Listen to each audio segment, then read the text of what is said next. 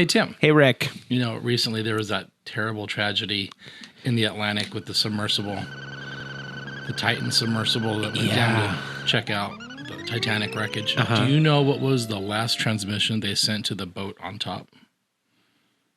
No. Gurgle, gurgle. Really? Jesus Christ, Rick. Hi, my name is Rick. Oh, my God. My name is Tim. And this is... Break it down. With... Rick and Tim. The hell's going on? It's a good question. I'm glad I'm Italian. I'm not white. You kind of are. Why does it have to be the big chicken? Why does it have to be the big chicken? Why do you have to say it like that? I was right. And you were racist. It's Britney, bitch. I still have a belief that Sasquatch is out there, but that doesn't make me crazy. And you give me that face, and this is my issue with you. This is a podcast where Rick, a Generation Xer, and Tim, a millennial, come together and try to find answers to our changing world. Break it down with Rick and Tim. Hey, Tim. Hey, Rick. This was supposed to be our last episode. It was supposed to be our last episode. And then what happened? The SCOTUS happened. It's like a bad infection. A year ago, they did the whole Roe versus Wade thing, and now we have 3 cases to talk about. Somebody at some point in history said that history moves like slowly in years, but I don't know what the quote is. Let's start that over.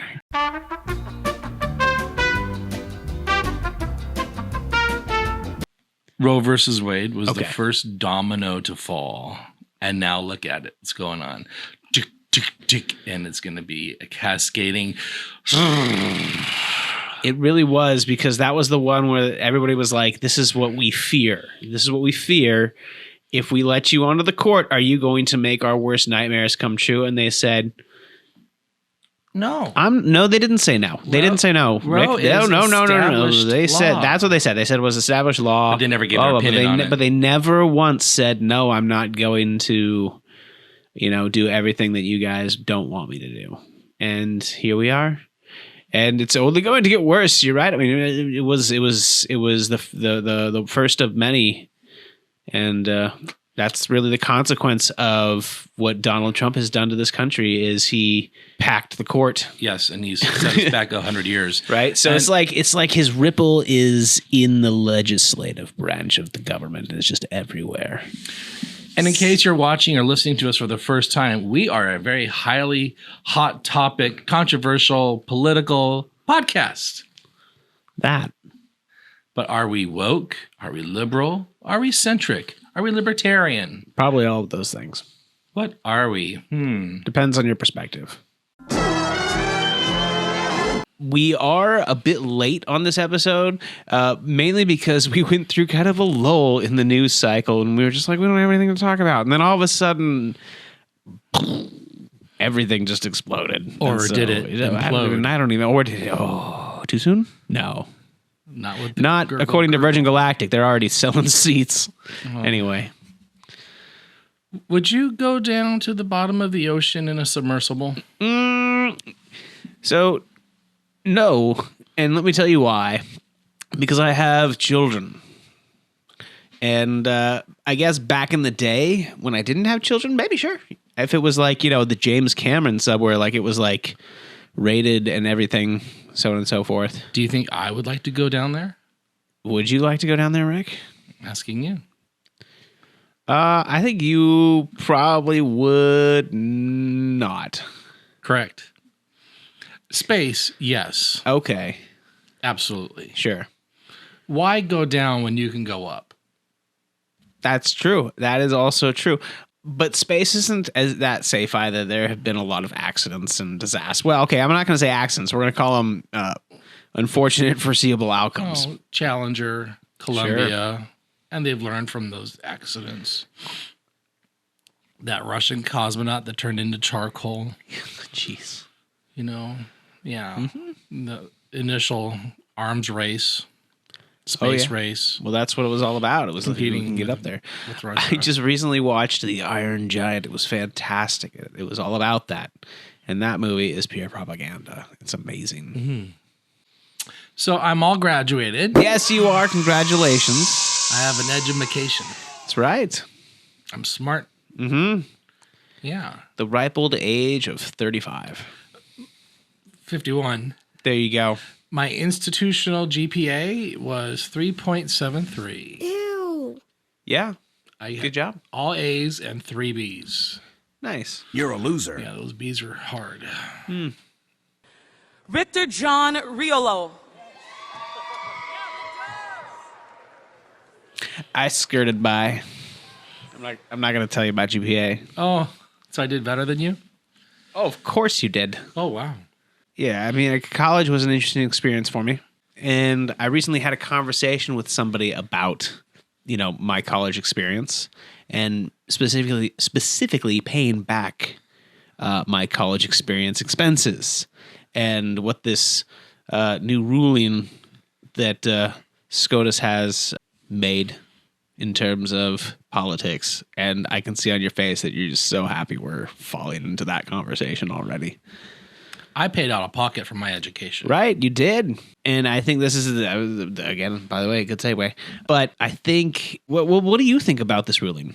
These 6 people, whose names you probably don't know and who you'll probably never meet, just made life difficult for a heck of a lot of Americans, especially if those Americans are Black, LGBTQ+, or impoverished due to student loan debt. There are 9 Supreme Court justices, but right now there's a 6-3 conservative majority. And when I say conservative, what I actually mean is anti-Black, racist, homophobic, transphobic, and anti-bodily autonomy. The Supreme Court blocked President Joe Biden's loan forgiveness program for student debt. Black women have 43% more undergraduate student loans and 99% more graduate loans. That means that student loan forgiveness would directly benefit Black women like myself, and we can't have that as a country. So we're going to talk about the one in which Joe Biden's repayment plan is unconstitutional or whatever. I can form an opinion on this because I've done enough research and knowing that all these rich millionaires have had their PPP loans washed away, and the Supreme Court justices had their loans washed away. Oh yeah. And now people like me and you have the opportunity to get $10,000 or $20,000 washed away. No, absolutely not. Right, and that's the frustrating thing about it because, and I want to know what is the amount of student loan debt that we hold. Oh, I'm sure it's in the billions. Well, let's know what it is because you say the billions. I might even say, well, how big is a billion? Just big. Right? See, and that's the thing. How do you define a number? Okay, so let's start off with the population of the United States, 330 million. That is a lot of people. Now let's figure out how much we owe in terms of our student loan debt. You say we're in the billions, right? That's my guess. Right? And so we're taking a small chunk of that 330 million and we're dividing billions of dollars up amongst them, right? And so that sounds like millions to billions, right? So 1 billion is 1,000 million. That's a lot. So now I think we're even further than that. I think our student loan debt is in the trillions. Well, let's take a look. And a trillion is 1,000 billion dollars. That's a lot of stats. That's a tall stack, Rick. Okay. $1.78 trillion. Oh, wow. I totally underestimated it.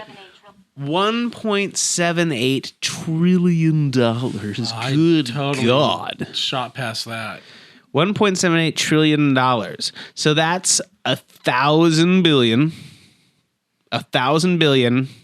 700 billion. 800 something, blah, blah, blah. And that's insane. I also think it would have been nice if they allowed something in return for your debt to be washed away. Sure. Community service. You do a certain amount of hours a month each year to have that debt reduced. So let's talk about what they did, though, first, because they did that. So they allowed a program where you could get your debt forgiven. So first of all, they said you pay 10% of what your salary is. whatever that is. Now, a lot of people said, okay, I can afford that now because I'm paying back an insane amount of money. My student loans when I got out of college were $870 some bucks. It was nuts. It was a lot of money per month. And it's like, how can you afford that on a crap teacher salary? Are you still paying it? No, I paid it off. And so let's go back though to how we got here, right? So I took out these student loans, and it was a lot, and I paid them off, but it was really hard because I couldn't really afford to on a teacher's salary. I mean, I could, but I had to really pinch my pennies, and I was starting out making like 35, 30. I think I was lower. No, I was making like 30, and then. Like I remember my loans were like my focus. That was my biggest expense. And then when I went out and when I was living on my own, then it was like, I had to pay rent and pay my loans. It was crazy. I had 2 separate massive payments that I had to make each month.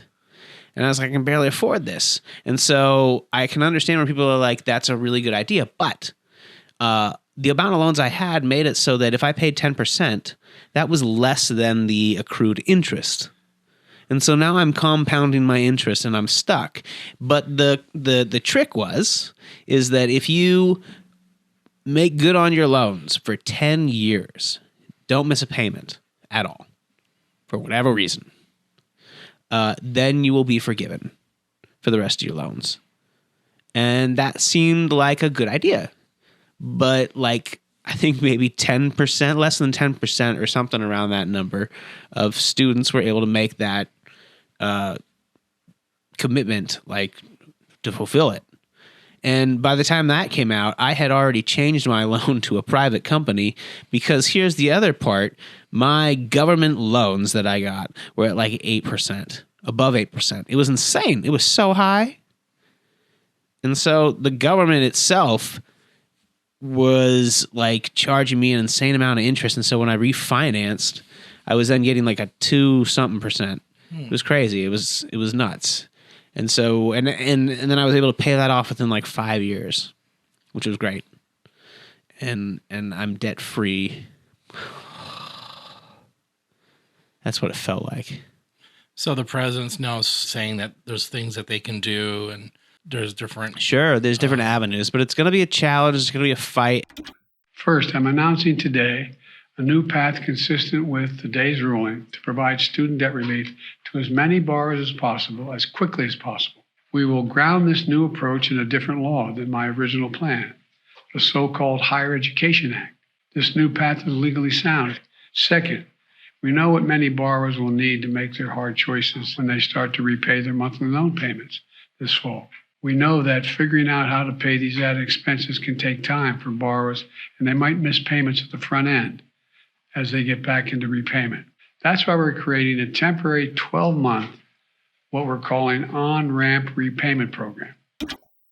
Hey, what'd it do? Come outside, I'm outside. Is this about the student loans? Yes. Oh, see what had happened. No, that is exactly what it's about. The Supreme Court ain't got nothing to do with it. You were supposed to fix this, Joseph. I can put something on it. No, the 10,000 or 20,000 was putting something on it, and that wasn't even enough. Look, you got to make it enough. I said I'm trying. Sorry. See, you're breaking up. This motherfucker. And it's frustrating because the amount is big, and it's not like it would be paying them all off because there are plenty of loans out there. But the frustrating part is that we could pay that off. Our gross domestic product in the United States is about $22 trillion. Right? So it would be like a little bit difficult, but to allow that to not exist for people, that huge payment like I had, and then I can replace it with like a car payment or something like that. Or, utilities or things that I need, depending on how much I'm making. Because again, salaries aren't going up as fast as inflation. So I think things need to happen to help people. And this would be a great way to help the middle class. I paid off all my loans and I have no problem with the government coming in and then saying, hey, we're going to help those who are struggling to pay off their loans, or who've gotten caught in this trap where they're getting compounded interest. And by the time they're my age, they still owe the full amount plus on their loans because of interest. If people aren't buying homes, then they'll do it. Yeah, maybe. Because if you wash away these college loans, then people can buy homes and buy cars and, Yeah, like I said, they get can replace loans the for payment other with things. Yeah, Yeah, exactly. and it'd be good for the economy. Right. All right, well. But you have to buy into the, middle class. And the sad part is that it's the investors that are really making the money off of this. So you have to step through the rich person's gate just to be in the middle class. And I have to do that as a teacher. I did that as a teacher. And the recent ruling regarding affirmative action, the one thing that really bothers me about it is you have a Supreme Court justice that benefited from the affirmative action. Sure. Clarence Thomas, black man, went to Yale and ruled against the very thing that helped get him on that bench. Yeah. And then, of course, they killed affirmative action. If there's one thing I want you to know about that decision, it's that it being repealed or overturned doesn't mean that colleges can no longer consider race in college admissions. What it means is that now they can be openly racist and not have to account for historical white supremacy. What white women like Amy Coney Barrett don't understand is that they are the #1 beneficiaries of affirmative action. So you just played yourself. You might think it's dramatic, but the proof is in the headlines. The Supreme Court is waging an all-out assault on basic civil rights. You might be stressed out, anxious, or even scared, and I'm right there with you. But I also remember that we have the agency to be in charge of our own political education. I think there's this idea of federalism. You know what I mean? So for those who don't know what federalism is, or just want to clarify, it's basically the separation of the federal government and the state government. And so in a state that wants to decide a controversial subject, they want to be able to say, look, we can decide these basic human rights, and the federal government can't come in and trump our right to restrict people's rights. Even though the federal government was kind of put there to be that authority so that make sure that nobody gets taken advantage of. It's just degrading our federal government is what it's trying to do. Slowly, the judicial branch is eroding our democracy. It sucks. The federal government is what they're eroding. Because I'm of ranting. The amount of racism in our country, do you think we should still have affirmative action? Yes. But I mean, I think we can. Here's the thing. I think, we need to educate ourselves on what it is, and we have to accept that it's not perfect. And we have to accept that we need, or maybe it needs some adjustments and changes. Because I mean, what's the main issue that we're looking at here with it in terms of how it works? What are people saying about it? Like, it's not giving people a fair chance, but you have to consider still, like, I worked in some of the most underserved schools in the state. The quality of education at that school compared to the quality of education at other schools around that area, it's black and white. I mean, it's that different. Great use of words. It's not. I'm not meant to. Right, but it was just a good pun. It is. It's true. It's 100% true. It's awful, right. And that doesn't mean that there aren't great teachers there. It just means that the amount of support is not there that they need. People, the lower intelligence crowd, MAGA, assume that affirmative action means that a black person's taking the spot of a white person who is less qualified than the white person, and that's not true. No. Joy Reid from MSNBC, Rick's favorite place, talked about her education and how she had excellent grades and studied for the SAT, and her college, I'm not sure if it was Harvard or not, went to her little town in Colorado and said, hey, come to our college. And she did. And it blew her mind how people were treating her in her freshman year because of affirmative action. The first week or two that I was in class, my presence was questioned by white people. I was in this big conference class where some white students stood up and said, those students, the black students, they're only here because of affirmative action. It became a huge argument that we all ended up having. This was freshman year. I had never had my academic credentials questioned. I had never had anyone question whether I was intelligent until I got to Harvard. And it was a defining point of my experience there. It's why I really was one of the many reasons I was miserable there my freshman year. Yeah. You felt completely out of place, and people keep telling you shouldn't be here. And yet, some of the people I went to school with were far less smart than me or the other black folk there. They got in because their daddy and their granddaddy. I went to school with somebody whose name was on one of the buildings. You're going to school with people whose names are on the buildings, who are third and fourth generation legacies, whose parents pumped money into Harvard to get them in. But that affirmative action is okay with this majority. They said that the people who benefited from slavery, their descendants, who are so far ahead of black folk in terms of opportunity, that will never catch up to them. I don't care how many Oprahs we get. Because of the white crowd at Harvard judging her and thinking that she was lesser than them. Oh, of course. When in fact she had her work cut out for her, and she did it. Well, here's the thing. Let's look at, if we're going to look at affirmative action, then we have to look at legacy admissions too, because that's, look at what Harvard is. You donate, whatever money you want to build a new place, and then your kid gets in, kind of thing. Oh yeah, the recent celebrities that got in trouble for bribing. Sure, and then you could, legacies. You got to look at that, because I'm sure that's considered on college applications.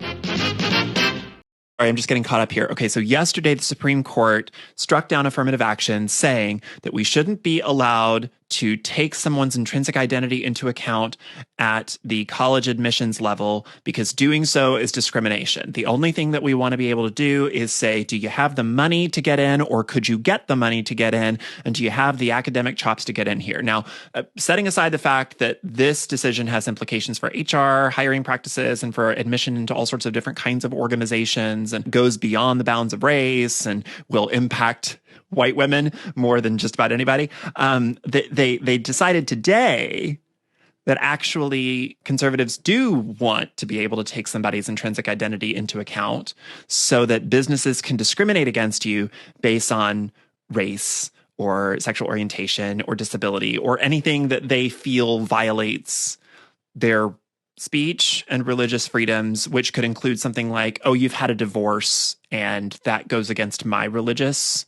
beliefs, so you're not allowed to shop here. So that's the rule book.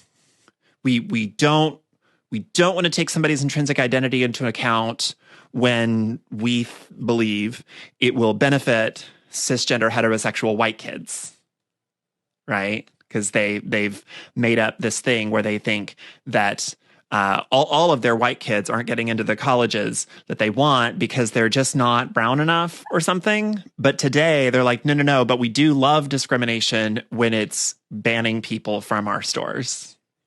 So. Thoughts on that? Well, It's the last day of Pride Month. It's the last day of Pride Month. It is. It was. It's a valid point. It was. Okay. But he's right? Well, yeah, and then I have what I'm going to talk about in here, too. So you want to get to that? Okay, and there's more here. There's that. Okay. And then this guy. What we saw today, we have never seen before in the Supreme Court, which is the court who took hypothetical plaintiffs and hypothetical complaints and ruled in favor of those complaints when there was no one actually harmed. It was because she was worried. Mm-hmm. While Mrs. Smith had laid the groundwork for her new venture, So we'll talk about that and what that means for the future of dismantling democracy.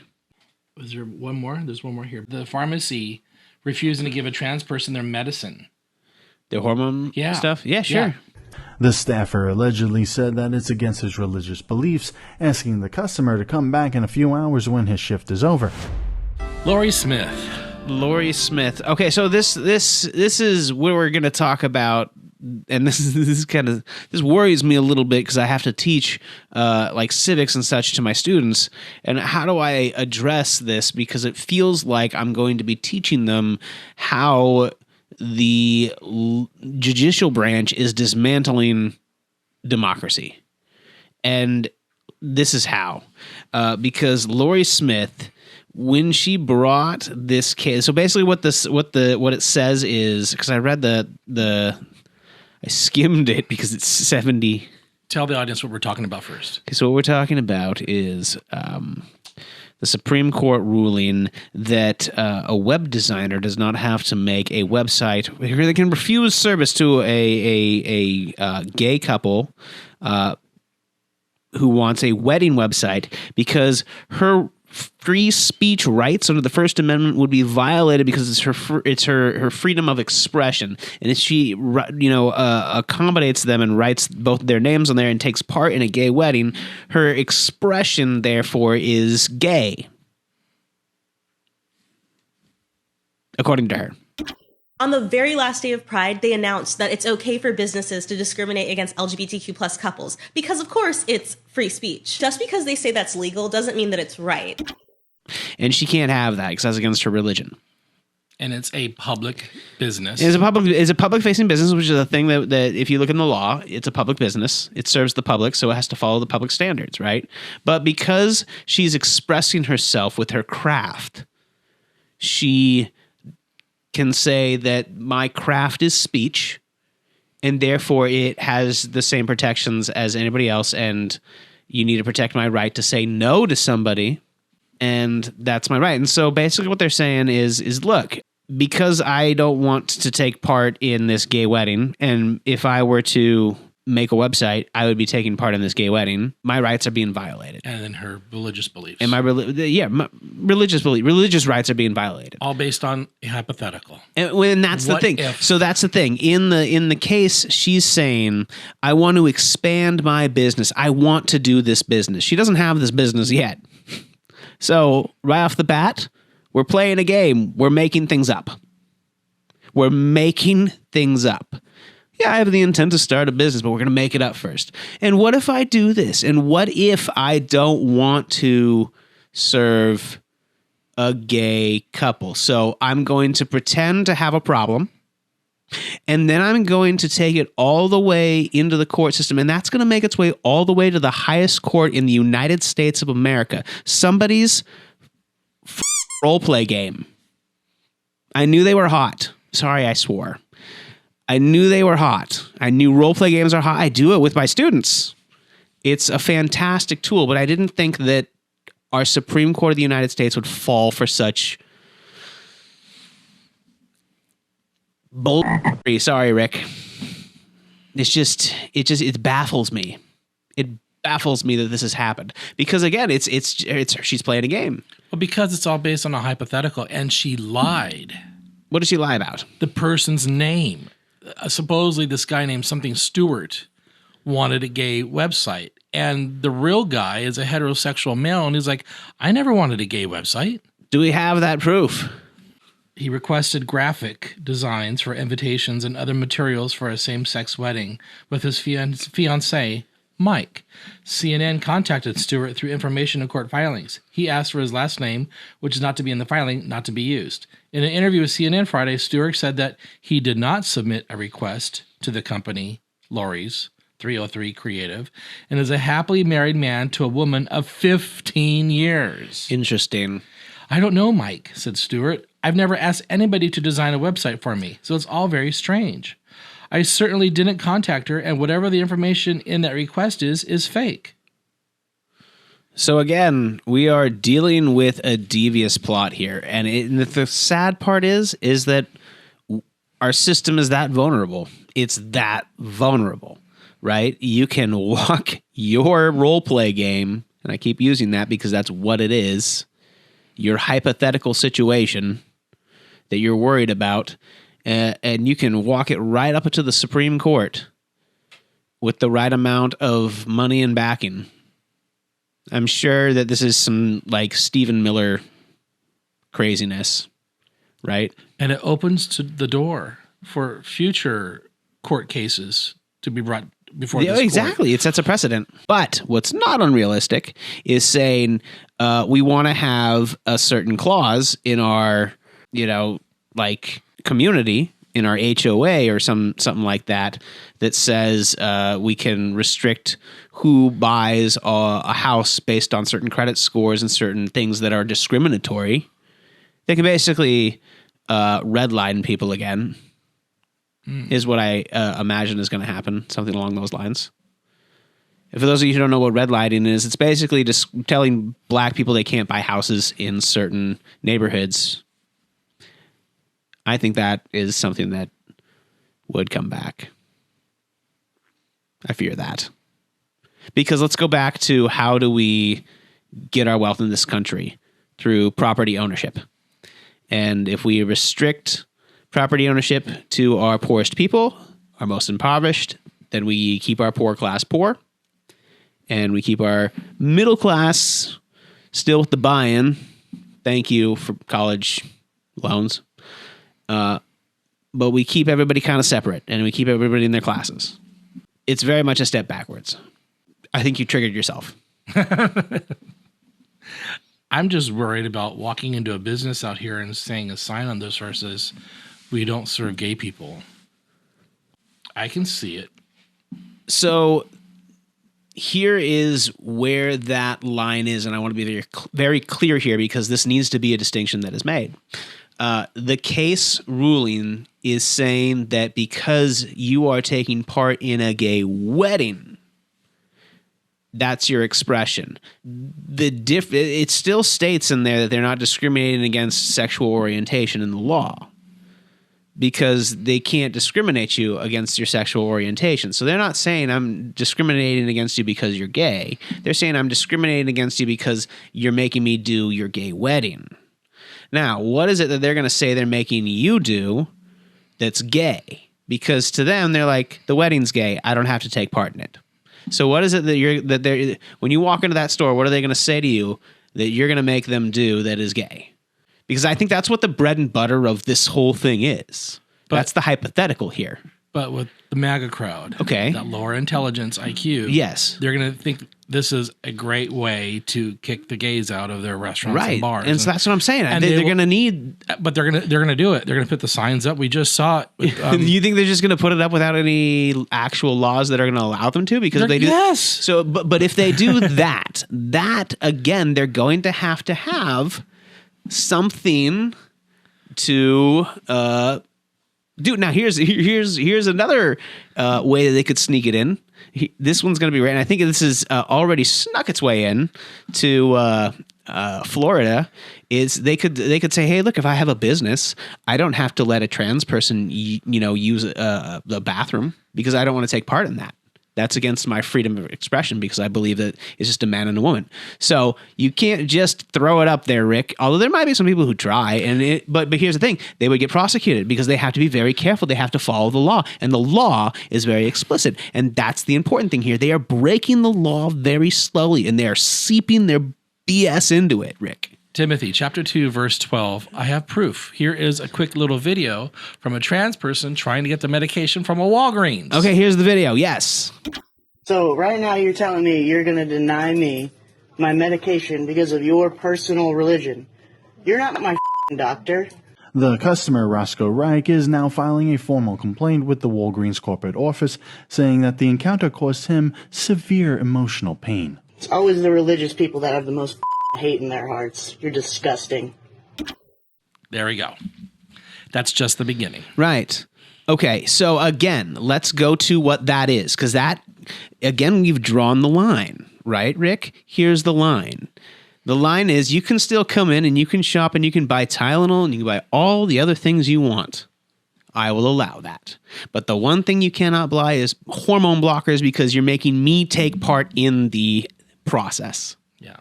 And that's where the line is. If you make me take part in the process, that's against my right. I should be able to say no. We are going to be seeing signs that says no gays or trannies allowed. I think that is extreme. I don't think we'll get there, but I think we will see what I'm talking about is these. Well, what you just showed on the video is exactly that. I don't want to take part in this process. So I can say no to your hormone blockers, but they cannot say no to buying a Snickers bar. You don't think they're going to see two men walking in, one guy wearing a Star Wars t-shirt, the other guy wearing a floral pattern with Not a baby. yet. That's because it's in the law. If you read the law, it says in there explicitly that they are not discriminated against sexual orientation. But then you're going to have some Federalist person, the guy that helped fund Laurie Smith, take it up to the Supreme Court. Sure. But right now, in this form, in what has happened, what I'm saying is I understand. That's not going to happen until they bring wait. Wait. It's going to open the doors for it. Well, okay. Yes, it's going to open the doors, but until they are able to get legislation through that says that they can discriminate based on sexual orientation, because in the ruling, in the Supreme Court ruling, it explicitly says that they cannot discriminate based on sexual orientation. But what they can do is say they don't want to participate with their expression in the process of the wedding. And that's where they were able to get across the line. And then that's where the pharmacist was able to get across the line too, saying, look, they can come in, they can buy whatever they want, except for I'm not going to sell them the hormone blockers because I don't want to take part. I don't want to acquiesce to that process. It's against my belief. And this is also going to affect Muslims. It's going to affect a lot of people that Christians you would have, okay, and it goes back to whenever you do this, there has to be something to stand on that says they are making you take part in a process you don't believe in. You can't just say, I'm going to refuse them a Snickers bar. You can't. Because of this ruling.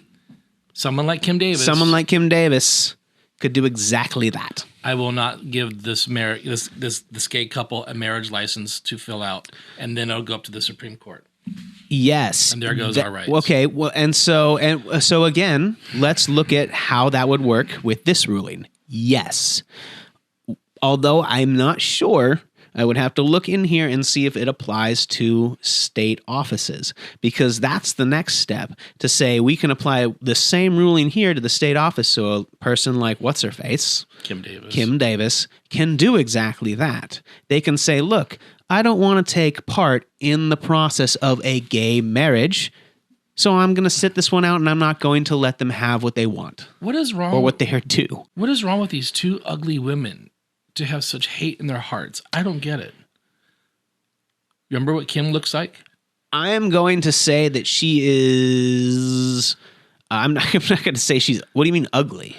Like physically ugly? Inside out. Remember what she looked like? I'm going to say inside ugly, because just based on what she's. But I'm not going to attack her physical appearance. So what? She looks like a person. That's not a person, dude. Look at that forehead.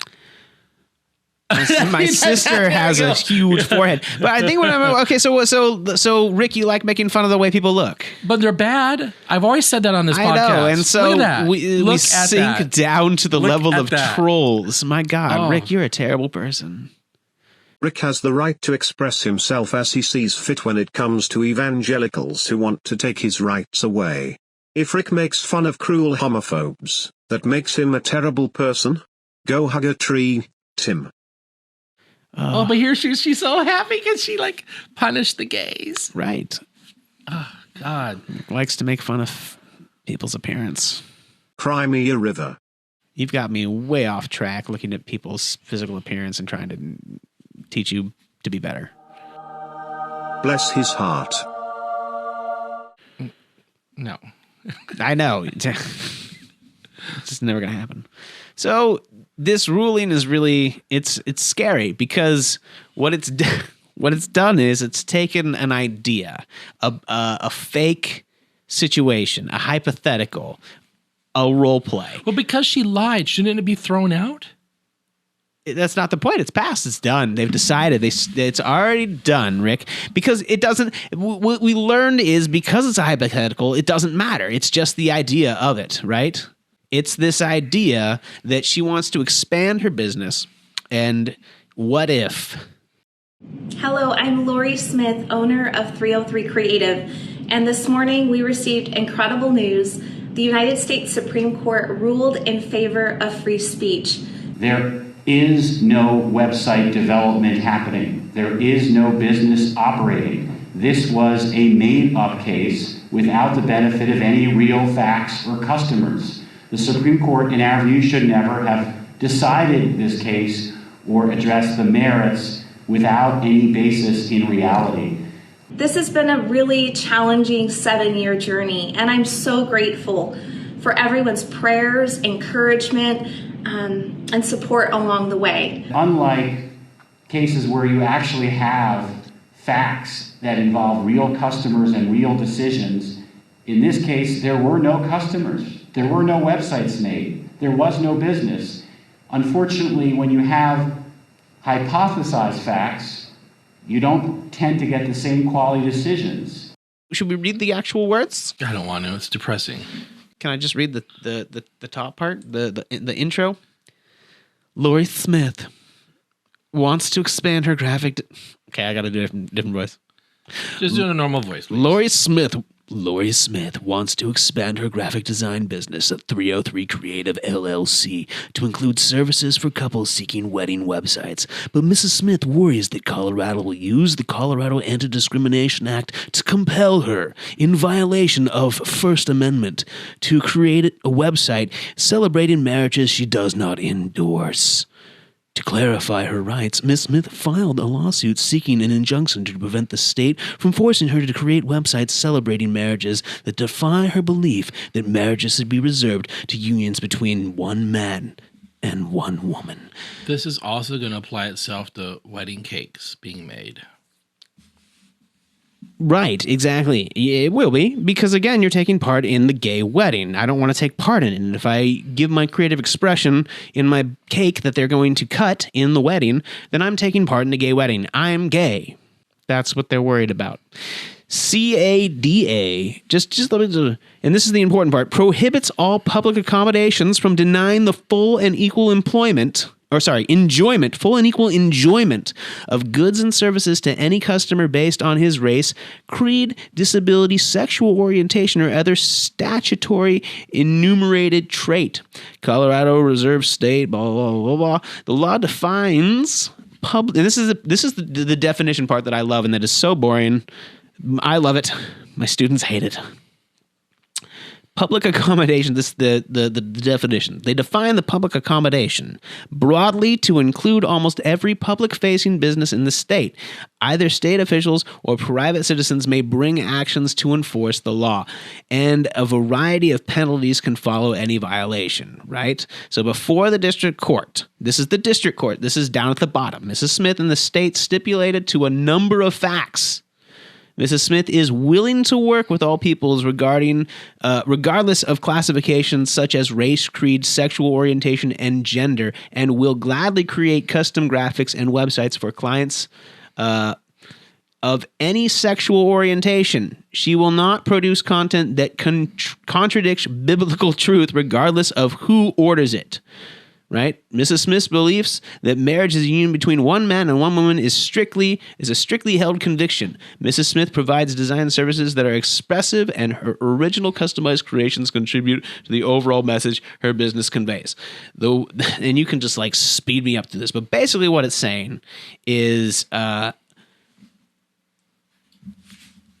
she can create things for them as long as it's not making her take part in a process that she doesn't believe. So if they want to make like a baby website, although I don't know how that would work. Bad example.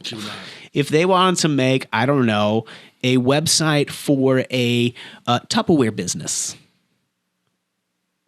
for a gay couple, as long as they're not doing like gay Tupperware, then yeah, I would gladly make their website, says Miss Smith. Does that make sense? She can probably change her mind. Well, no, but that's what.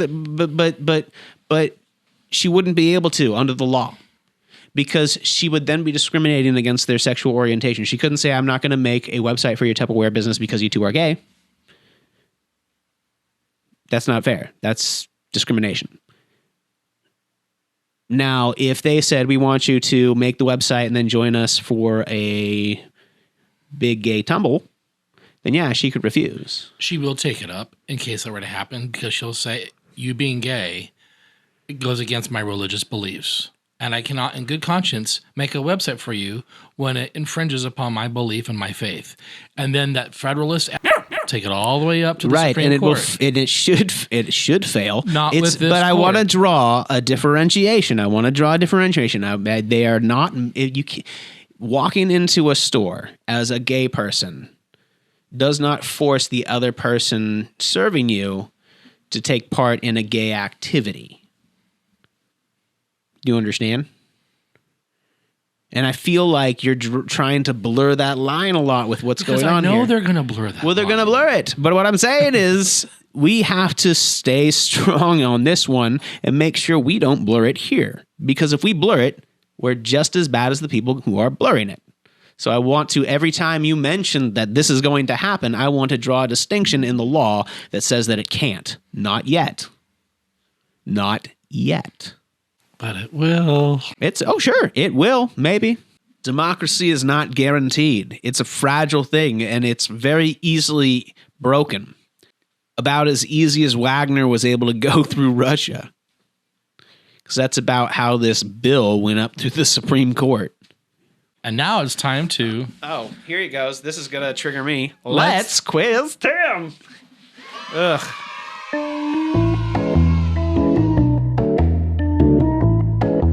We're just going to quiz Tim today. Why do we have to put it just doesn't make any grammatical sense. Anyway, go ahead. The Titan submersible. Oh, boy. Had how many inches of thickness in its carbon fiber hull? Oh, I know this. 5 inches when it was supposed to be 7. How many trips had the Titan done prior to being the crock pot of death? Jesus Christ, what a word.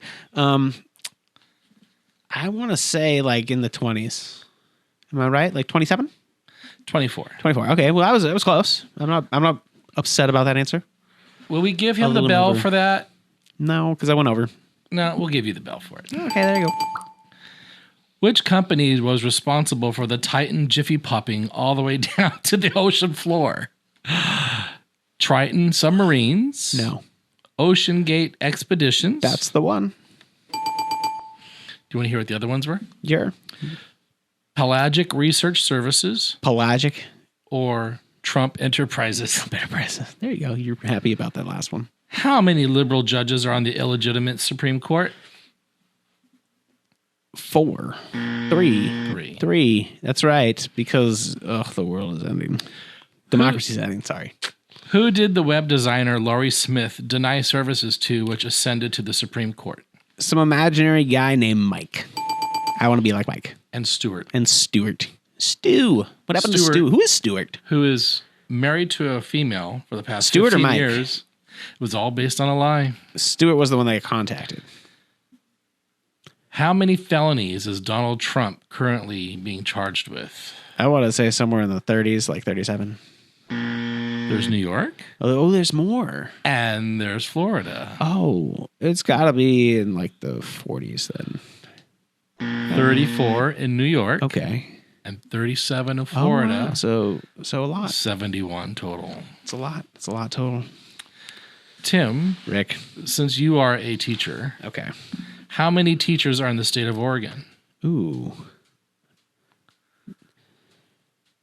I should know this, but I don't. I'm going to say there's got to be... Is it... Let me think here.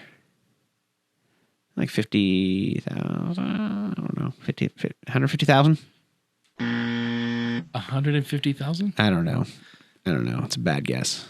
34,000. I was going to say 50,000. Then I was like, maybe it's huge. But no, you're right. We have a teacher shortage. What is the ADF? The American Freedom... ADF. I got it wrong. The Americans Defending Freedom group of some type. It's some crazy right-wing Federalist Society stuff. I can't give it to you. It's the Alliance Defense. Yeah, the Alliance Defending Freedom. They're doing group. what? They're doing the same thing. They're Americans. It's a conservative Christian legal advocacy group that works to expand Christian practices within public schools. For those of you who don't know what a legal advocacy group is, that is a group that has a bunch of lawyers, and they make sure that they look for a way to they finagle. can finagle things in there. So I can imagine they had something to do with the most recent ruling and fast tracking. Yes. And for those of you who don't know what fast tracking is when a case goes from the lower courts in the state. That's like where you start. All the way through the states, like appeals courts and it's the Supreme Court, and up to the United States federal Supreme Court, out of state and into the federal government. They fast track it. They just go really quickly through that, faster than most cases, because it's deemed important for every American. In this case, it was. Let's break it down so that everybody can understand. It's the first time we ever said break it down, like in context. We're playing Super Mario, and we figured out a way to get to the warp area to bypass all the other levels and go to level 8. Sure. Ding. Yeah, basically that. Yeah, for real. No, you're right. That's exactly what it is. So there could be no due process, no true investigating whether or not the and that's the case is manufactured. That's the problem. That's the problem, because again, where's the accountability there? And it sets legal precedent for them to do it again. And the ADF wants to outlaw abortion and curtail the rights of people like me, yours truly, all in the name of Jesus. I wonder what Jesus would do if he came down here and saw all this hate. He'd be the human being that he was. I would bet my life on it. Would control the people who are trying to gain over each other using his name. It's the like AR-15s would scare him. I think that, I'm sure they would, because I'm sure somebody out there would be like, hey, you're not Jesus. At least not my AK or whatever says so. It's just crazy. What percentage of teachers in the United States have master's degrees or higher? I don't know. In the United States? In the whole United States? Probably, I'm going to say like 15, 20. 15 or 20% of all the teachers will have master's or higher? Maybe, yeah. 52% of the nation's 3.3 million I was going to say 50%, public school but I teachers underestimated us. have a I feel bad master's now. degree or higher. Well, I say that because I was thinking of the South, and I guess, it makes sense, but there we go. Is that it? That's it. That wasn't many, but there we go. Do you have a trigger for me? I think we've triggered everybody here. Oh, yeah. And I don't know if we've used this one before, but here's my trigger for you.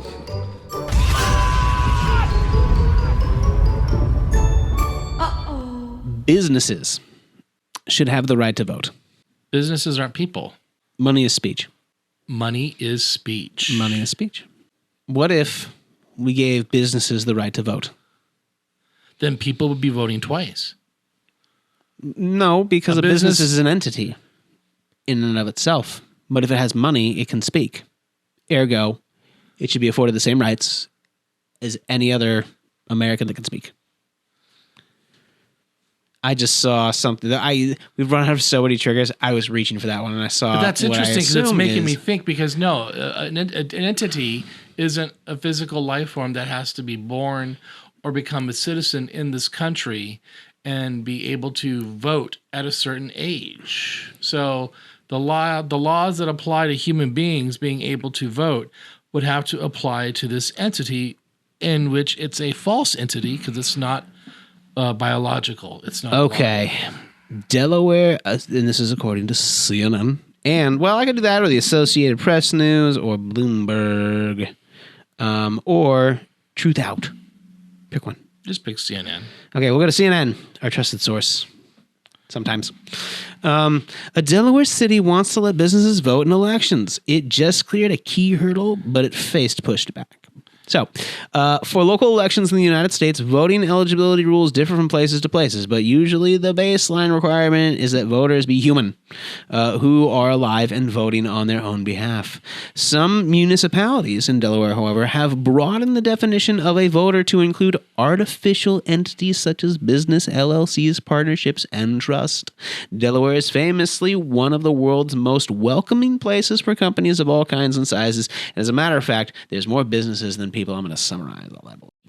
Yeah. Well, if this were to go up to the Supreme Court with this current travesty of the judicial system, it's going to pass. So what are they saying basically there is that those companies, if they exist within a municipality, a local one, can vote in those local elections.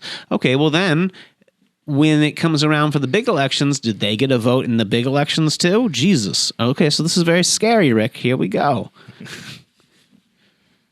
Thoughts on that? What happens if they send that up to the Supreme Court? Then what happens? It's going to be an even bigger mess. How are you? And how many people in the entity can vote? Well, I think I don't know. That's the other thing. How do you determine what that vote looks like? What is it? I mean, of course, it's hitting hurdles, and it hasn't made it to a point where we really need to know what it's about because chances are it'll die. But what if it doesn't? What if it becomes this next role play that the Supreme Court likes to do? At this point, they're doing role play with our rights. At this point, I don't trust the Supreme Court in making any decision. You and about 65%, maybe it's even more now, percent of the United States don't trust the Supreme Court because look at it. Look what it's doing. It's just basically rolling back all these precedents through people's games and ideas of what might happen. And rights that were hard scenarios that they might encounter. Yeah, we'll make a book out of it and we'll roll some dice. Can I talk? Yes, go ahead. Hard fought and hard won rights that are being taken away. Of course. Starting with women. Mm-hmm. Now it's gays. So, Tim, what's next with the Supreme Court in their next annual term? I'm not entirely sure. Well, for starters, they're going to weigh whether a federal ban on gun possession for people under domestic violence restraining orders is constitutional. Right. So basically, we were saying, hey, look, you can't control your anger. And instead of, smacking whoever it is you're smacking around with your fists, we're going to let you keep your gun so you can pistol whip them and maybe shoot them in the face. I mean, let's be real. That's where that's going. That's where that's going. And it sucks because here's the thing. Because people are going to get upset about me saying that. But at the end of the day, I'm not far off from reality on that. We're allowing people who are volatile then to keep guns. And it's putting people at risk. Well, it's setting up a major Second Amendment case for the court's annual term. Right. I mean, at the end of the day, what it comes down to is the community. I mean, look what we did in Oregon. We passed some of the most restrictive gun laws in the nation, and have any of them actually gone into effect? No. Mm-hmm. Because at the end of the day, those who kick and scream and are the loudest and are willing to cause harm are the ones who win. Any guesses on where the direction of the SCOTUS is going to go with guns being allowed by domestic abuse? They're probably going to go in the direction of the abuser, of course. That has to be restrained. They already have to have a restraining order. So they already have to have a restraining order. If you have a restraining order, and are they still allowed to have a gun? And SCOTUS is saying, if you have a restraining order, you can still have a gun. They will. Of course they will, because they're going to say those people want to go hunt deer and stuff like that. And in reality, they want to go hunt their spouse. Yes. And then it is their right to own a gun. It is their right to have the ability to take the life of somebody they are angry with. And then after they have the right to do that, they can suffer the consequences, whatever those may be that our society decides. I don't know, they'll go ready for murder.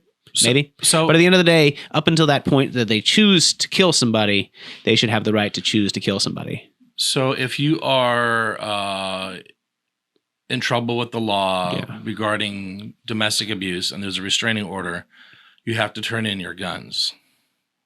Yeah. Is that kind of current right now in some states? Pretty sure it is. Because we know somebody down the road who went through interesting breakup. Sure. And that's revealing way too much. Then say a name. Sure. And the quote unquote alleged bad guy had to turn in his guns. Yeah, of course. Yeah. It's Oregon law. But and that's the scary thing, because then what they can say then is it's up to the states and I don't know what they might kick it down to the states. Well, that's the thing. I'm going to say they're going to kick it down to the states, and there'll be plenty of states that probably have like already enacted trigger laws allowing these things to happen. It's going to be interesting. We'll hear about the consequences. It'll happen, and we'll hear about the consequences. Yep. And it'll be exactly what we said it was. The end. And just to warm your little liberal hearts, our favorite uncle, Clarence Thomas, has urged for the overturning of Obergefell and Hodges, the 2015 case that established the constitutional right to same-sex marriage. And he's also mentioning he wants to look at contraception. And you, my friend, are a walking contraception. I guess so, yeah. You can share that. I mean, well, and that's the thing. What are they looking at in terms of contraception? Are they cutting all contraception? What is that? What is this? What is this contraception idea? I think most of it too is aimed. It's control at women. Well, I was going to say they're not going to come after me for my vasectomy. They're going to come after women for their birth control pills first. They'll come after the birth control pills. Yes. And then they'll come after other things like IUDs and things that could cause condoms. That's a good question. They might come after and then condoms. What's a step past condoms? It's going to be vasectomies. Yeah, but they're not. I doubt that they'll go for that, because then that's targeting men directly, and I don't think that the right would do that. And if they made unless it's gay men. And if there was, let's just say it's not or trans men. It's not hard to envision a hypothetical future with what this court can do. So they could very well just say across the board. Well, they already did. They wrote a book about it. They made a TV show about it. It's called Handmaid's Tale. So they could very easily make it so that you have to reverse your vasectomy. They could. I guess they could. Could you imagine? That's like branding. I don't think they would make me reverse my vasectomy. I think that they would. I would be like chastised or like. Whatever happened to less government? God. I feel like the idea of less government is less government overreach in terms of like telling you what you can and cannot do. Government should be there as a safety net to help you in case you get into a predicament, not to dictate what you. And who you can love. Can and can love, and who you can and can do business with, and who you can and can bash, and such along those lines. And that's the scary part. You can follow us on Twitter at the moment. We're at the end of this. I'm at the end of Twitter. Yeah, and now it's all about threads. I'm trading one for the other. I don't know where I am. You're not on Threads yet. I'm not on Threads. What is up with Zuckerberg and these awful names? Facebook? You told me earlier today we were outside. Tim told me the history of the name of Facebook. You are just in my picture with this hand. I'm in just like Zuckerberg. I'm just taking over all your socials. Right. So we got Instagram, which he bought. And now he's created Meta, which is the umbrella company. And then now we have Threads, which is a Twitter copy. That's true. And then we're going to have Blue Sky. All these billionaires, just all these. stringing us along. Which billionaire do I want regulating what I can say? Yeah, as long as they don't control the news narrative like Elon Musk has done with Twitter. They do control the news narrative. Don't tell me that. Okay. As Tim is decompressing with everything that we unpacked with regards to our new ADF Supreme Court, the next episode is going to be our wrap up, where we go through the topics that we've talked about and whether or not they're still relevant, or if we need to embellish some comments, because we talked about a lot of stuff in 1 year. Now that Pride Month is over and the capitalists are going back to doing what they're doing, and some of us may not have the support that we felt we had during the month. And especially after getting hit with, being told we can be discriminated against by the Supreme Court, what are you all doing to try to get yourself back to balance, back to center? If you've been too plugged in. It's kind of hard not to be plugged in with the way that social media is, so I get it. Wanting to be informed and everything, but, I want you to remember to take care of yourselves. Figure out what you can do to bring yourself back to center, knowing that you are loved, that you are normal, that you are valued, cared for, and appreciated. That your existence is not a burden to anybody, and that Creator does not hate you. What are you doing? If you need some help with that, I'm here as your coach. Check in.